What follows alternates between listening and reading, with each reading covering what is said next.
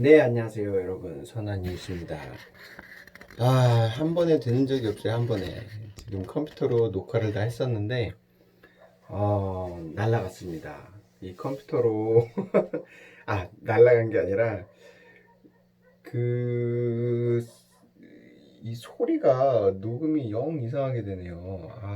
그래서 지금 속상합니다. 제가 핸드폰으로 찍지 않는 이유가, 핸드폰도 어젯밤에 떨어뜨려 갖고 지금 막 화면이 번쩍번쩍 하면서 난리가 났는데, 아무튼 다시 핸드폰을 활용해서 지금 찍어 보도록 하겠습니다.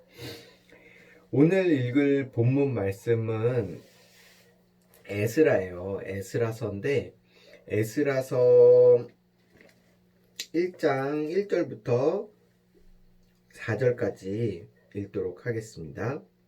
에스라서 1장 1절부터 4절까지. 바사왕 고레스 원년에 여호와께서 예레미야의 입을 통하여 하신 말씀을 이루게 하시려고 바사왕 고레스의 마음을 감동시키심에 그가 온 나라에 공포도 하고 조소도 내려 이르되, 바사왕 고레스는 말하노니 하늘의 하나님 여호와께서 세상 모든 나라를 내게 주셨고 나에게 명령하사 유다 예루살렘에 성전을 건축하라 하셨나니, 이스라엘의 하나님은 참 신이시라.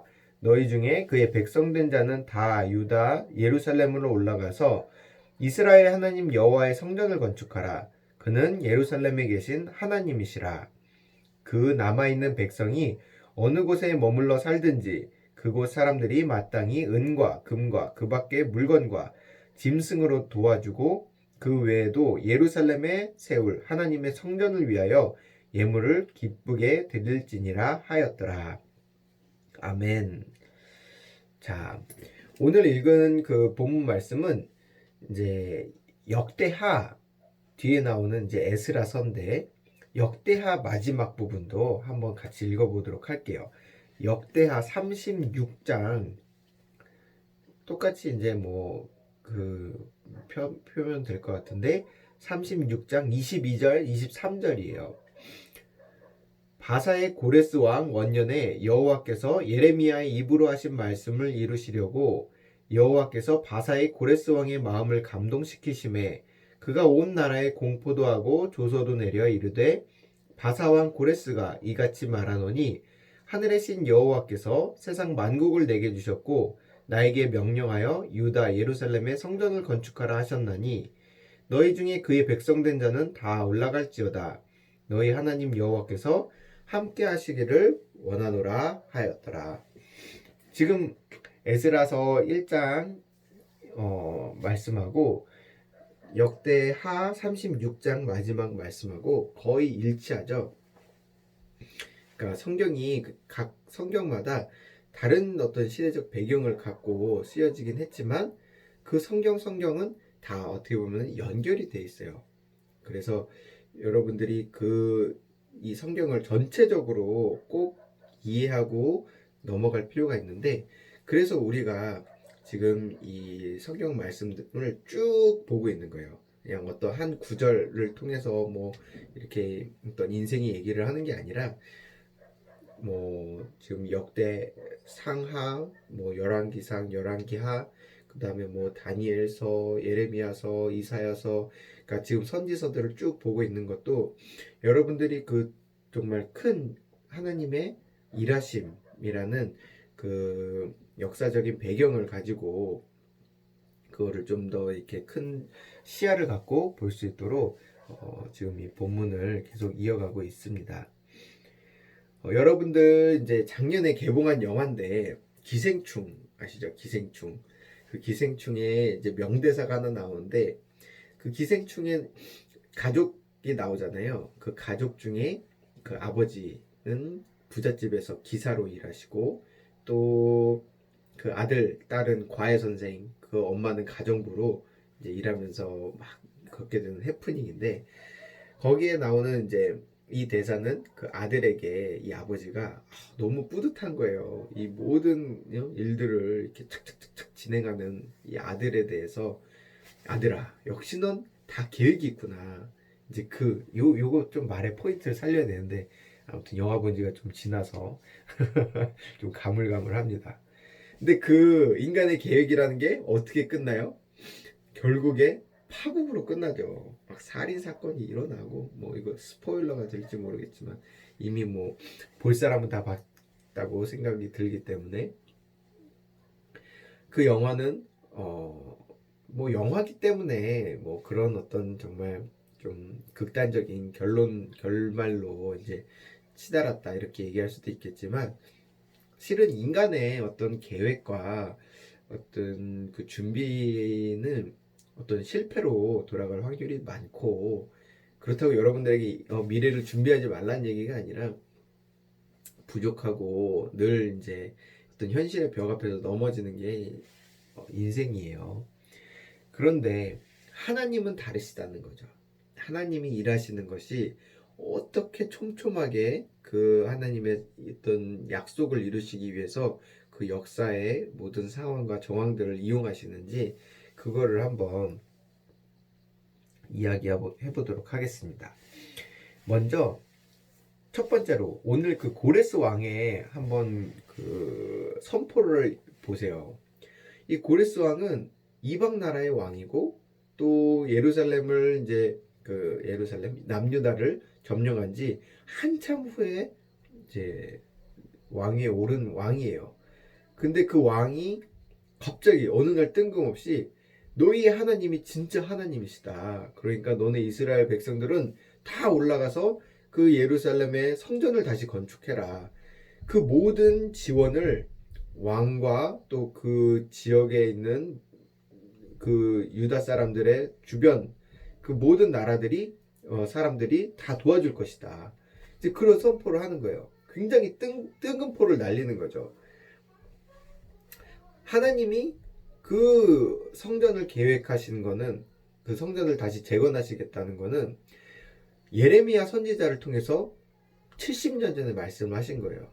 그 남유다가 멸망할 때 그 시드기야 왕의 그 마지막 시간에 예레미야 선지자가 이제 그 선포를 했는데 그 이후로 70년의 어떤 포로 생활 중에 갑자기 고레스 왕이 뜬금포를 날린 거죠.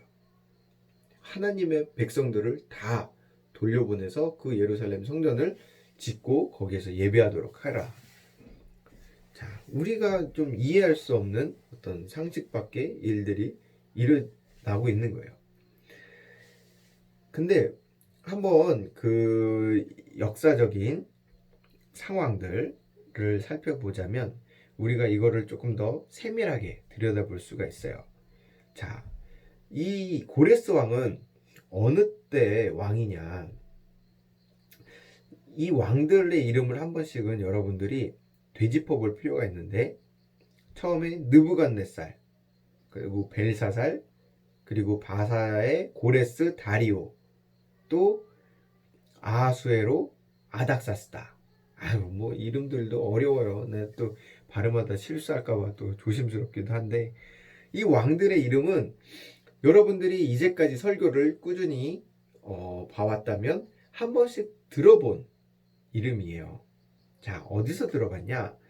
우리가 다니엘서에서 느부갓네살 왕, 그리고 벨사살, 그리고 다리오, 고레스도 아마 거기에 한 번쯤은 언급이 됐던 것 같은데, 자, 느부갓네살은 그 다니엘과 그 세 친구들을 풀무불에 집어넣고 죽이라고 명령했는데 그 세 친구들이 돌아왔어요. 불에 데이지도 않고 상처 하나 없이 돌아오는 그 사건을 경험하고 하나님을 경배하죠. 또 그 느부갓네살 왕이 다니엘을 총리로 이제 임명하고 함께 그 국사를 펼쳐갑니다.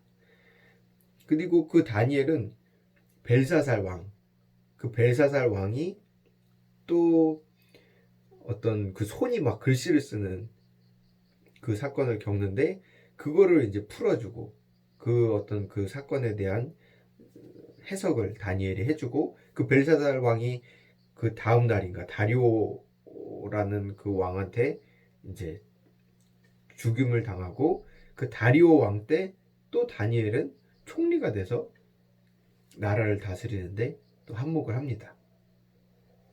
그리고 이 아하수에로 왕은 에스더서에 나온 왕이잖아요. 그 에스더서에 이제 자기의 세력을 과시하기 위해서 큰 잔치를 베푸는데 자기 왕비를 자랑하고 싶어서 오라고 청했더니 그 왕비가 교만해서 오질 않은 거예요. 그래서 새로 왕비를 세웠는데 그게 바로 에스더인 거죠. 그리고 에스더의 그 양아버지인 모르드게라는 사람이 이제 그 아하수에로 왕의 신뢰를 얻어서 또 총리로 자리를 하게 되고 그 왕의 통치를 함께 하게 되죠. 그리고 오늘 이제 아닥사스다 왕 고레스와 이제 아닥사스다까지 이제 그 왕들이 쭉 나오는데 이제 그 아닥사스다는 성전을 마무리 짓게끔 또 도와주는데 그건 이제 다음 주나 다다음 주에 한번 다시 언급을 하도록 하겠습니다. 여러분들 이거를 한번 잘 살펴보세요. 우리가 그동안 다니엘서면 다니엘서, 에스더면 에스더서, 에레미야면 에레미야서 각각 그냥 따로따로 우리가 배웠지만 오늘 이 본문 말씀을 읽어보면서 그게 어떻게 보면 시실과 날실처럼 이렇게 엮여 있다는 것을 볼 수가 있어요. 그러니까 왕들도 왕들이지만 그 선지자들이 각각의 그 왕들의 시대에 어떻게 일했고 또 그들이 어떻게 높임을 받았고 그들이 왕의 신뢰를 얻어서 함께 그 나라를 통치하는 어떤 그 역할을 하게 됐는데 실질적으로 그 유대 민족은 이등 시민이란 말이에요. 포로로 잡혀온 사람들이고 식민지의 사람들이란 말이에요. 근데 그 사람들이 그렇게 높임을 받고 또 그 높임을 받는 중에 왕도 함께 하나님을 찬양하고 그 하나님을 높여드리잖아요. 그러니까 이런 일들이 계속 벌어지는 것들에 대해서 이거는 그냥 뭐 있는 일이 아니라 하나님이 이 유다 백성들이 어떤 한 민족을 이루고 그 민족을 이뤄서 그 나라를 이루어서 이제 계속 그 나라 안에 하나님이 함께 하셨다고 하지만 실은 그 나라가 없어졌음에도 불구하고 하나님은 그 일을 계속 이뤄가고 계시는 거예요. 그리고 이 고레스 왕이 이제 명령을 해서 성전의 기틀을 잡게 되는데 우리가 그 외형적인 성전이 완성됐다고 해서 그걸 성전이라고 볼 수 있을까요? 그렇지 않죠. 우리가 교회만 그냥 지금 어떻게 보면 코로나 상황처럼 교회만 덩그러니 그 교회 건물이 있다고 해서 그걸 교회라고 부르질 않는다는 거예요. 거기에는 반드시 예배가 예배자가 있어야 됩니다. 하나님을 높이는 그 한 사람이 있어야 되는데 하나님은 정말 이 한 사람까지 준비하고 계시다는 거예요. 그게 오늘의 그 에스라, 본문의 에스라인데 이제 바벨론 포로 시기에 이들은 뿔뿔이 다 흩어져서 그 전통과 그들이 이어오던 그 예배의 어떤 그 명맥이 끊어져 버렸어요. 하지만 이 에스라는 족보적으로는 이제 그 조상을 따져보자면 아론, 그러니까 모세의 형이었죠. 그 대제사장 아론의 16대 손으로서 성경학자였어요. 그러니까 성경도 이 사람이 포로가 되면서도 그 성경을 들고 갔던 거야. 그리고 그거를 어느 초야에 파묻혀서 계속 읽고 그거를 연구했던 사람이에요. 그러니까 그 성경, 그 율법, 그러니까 우리가 레위기에 나오는 제사법이 있는데 그거를 끊임없이 계승해 오고 있는 사람이었던 거죠. 그러니까 성전의 외형뿐만이 아니라 그 내용까지도 하나님은 에스라를 통해서 준비를 하고 계셨고 그 에스라를 어떻게 보면은 이 예배를 위해서 세워주시는 거예요. 그러니까 하나님의 계획이 그냥 이루어지는 것이라고 생각할 게 아니라 이 모든 역사적인 과정 가운데 하나님은 정말 이렇게 치밀하게 또 디테일을 갖고 정말 처음부터 끝까지 신실하게 일하시는 분이구나. 우리가 이런 것들을 이해할 수가 있어야 돼요. 그러니까 우리는 왜 지금 이 공부를 하느냐 이 의문을 가질 수가 있어요. 왜 내가 지금 우리나라 역사도 알까 말까 한데 이스라엘 나라에 어떤 정말 2000년 전 그 뭐 바벨론 포로 생활에 대한 이야기를 내가 왜 들어야 되냐? 우리 일제 시대도 잘 이해를 못 하는데. 근데 우리가 이 시대에 정말 이 나라에 있었던 이 민족에게 있었던 일들을 하나의 샘플로서 딱 그거를 현미경으로 들여다봤을 때 우리는 그 안에서 하나님을 발견할 수가 있다는 거예요. 그러니까 우리가 이제 뭐 병이 걸렸거나 아니면 몸이 안 좋으면은 우리 몸의 한 일부분을 떼어내서 조직 검사라는 걸 하고 그 DNA를 이제 분석할 수도 있는 거죠. 심지어 우리 어떤 머리카락 하나만 가지고도 우리의 어떤 총체적인 어떤 신체적인 부분을 스캔할 수가 있는데, 그러니까 우리가 지금 하고 있는 작업이 바로 그런 거예요. 이 역사적인 어떤 한 순간에 그 이스라엘 민족에게 있었던 그 어떤 한 샘플을 채취하면서 우리가 하나님이 어떻게 신실하게 이 땅에 일하고 계시는지를 볼 수가 있는 거죠. 그러니까 이스라엘 민족은 또 그걸 위해서 존재하는 민족이에요. 그러니까 이 성경을 보존하고 또 그 아브라함부터 예수님까지 그 민족의 어떤 그 고유한 하나님과의 그 동역과 동행을 기록하고 간직한 한 민족으로서 또 큰 형이죠. 큰 형. 그러니까 우리 그리스도인들의 큰 형. 우리가 여기서 그냥 어떤 하나님의 일하심을 그냥 마무리 지을 게 아니라 우리는 하나님이 좀 더 큰 그림, 정말 완벽한 빅피처를 그리고 계시다는 것을 여기서 깨달아야 돼요. 그러니까 예수님이라는 정말 그 어떤 역사의 한 점과 같은 33살밖에 안 사셨잖아요. 그 33살에 정말 십자가에 매달리신 그 하나님이신 그리스도 예수님을 우리가 정말 그 한순간부터 해서 2000년이 지난 지금 이 땅끝에서 그 예수님을 우리의 구주로 고백하고 하나님이라고 고백하는 이 사실을 여러분들은 어떻게 받아들이고 어떻게 이해할 거예요? 이 전 세계에 그 한 죄수, 그러니까 우리가 생각할 때 객관적으로는 그냥 죄인의 어떤 그 자리에서 십자가의 형을 받고 돌아가신 죽은 그냥 한 죄수일 뿐인 그분을 우리가 어떻게 하나님이라고 고백하고 정말 이 땅 끝에 정말 이 서울 어떤 이 대한민국에서 그 하나님을 예수님을 이라고 고백하느냐 이건 거죠. 여러분들의 정말 어떤 신앙이 너무 개인적인 차원에서 그러니까 부모님들 뭐 이렇게 근시안적으로 볼 게 아니라 이 큰 그림 하나님의 큰 그림 안에서 나의 신앙이 어디에 위치해 있고 하나님이 내게 원하시는 그 신앙의 어떤 근거 그 기반이 무엇인지 그거를 우리가 이 성경 말씀을 통해서 깨달을 수가 있어야 되는 거예요.